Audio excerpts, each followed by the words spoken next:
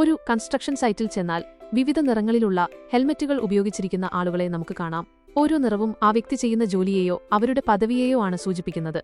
ആദ്യം നമുക്ക് ഹെൽമറ്റുകൾക്ക് ആവശ്യമായ പ്രധാന ഗുണങ്ങൾ എന്തൊക്കെയാണെന്ന് നോക്കാം. കൺസ്ട്രക്ഷൻ സൈറ്റിൽ ഉപയോഗിക്കുന്ന ഹെൽമറ്റുകളിൽ ISI മാർക്ക് ഉണ്ടെന്ന് ഉറപ്പുവരുത്തേണ്ടത് അത്യന്താപേക്ഷിതമാണ്. ഹെൽമറ്റിന്റെ പുറംഭാഗം അഥവാ ഷെൽ വളരെ ബലമുള്ളതായിരിക്കണം. തലയിലേക്ക് ആഘാതം നേരിട്ടേൽക്കാതെ അത് വലിച്ചെടുക്കാൻ ഹെൽമറ്റിനുള്ളിലെ സസ്പെൻഷൻ ബെൽറ്റുകൾക്ക് സാധിക്കണം. ഹെൽമറ്റ് നിർമ്മിച്ചിരിക്കുന്നത് ഇലക്ട്രിക്കൽ ഇൻസുലേറ്റഡ് മെറ്റീരിയൽ ആയിരിക്കണം. തീയെ പ്രതിരോധിക്കാനുള്ള ശേഷി ഉണ്ടായിരിക്കണം. ഓരോ നിറങ്ങളും ആരൊക്കെയാണ് ഉപയോഗിക്കുന്നത് എന്ന് നമുക്ക് നോക്കാം. മഞ്ഞ, നിർമ്മാണ തൊഴിലാളികൾ, മണ്ണിൽ പണിയെടുക്കുന്ന തൊഴിലാളികൾ, യന്ത്രങ്ങൾ ഉപയോഗിച്ച് ജോലി ചെയ്യുന്നവർ. വെള്ള, എഞ്ചിനീയർമാർ, മാനേജർമാർ, സൂപ്പർവൈസർമാർ. ഓറഞ്ച്, പുതിയ ട്രെയിനികൾ.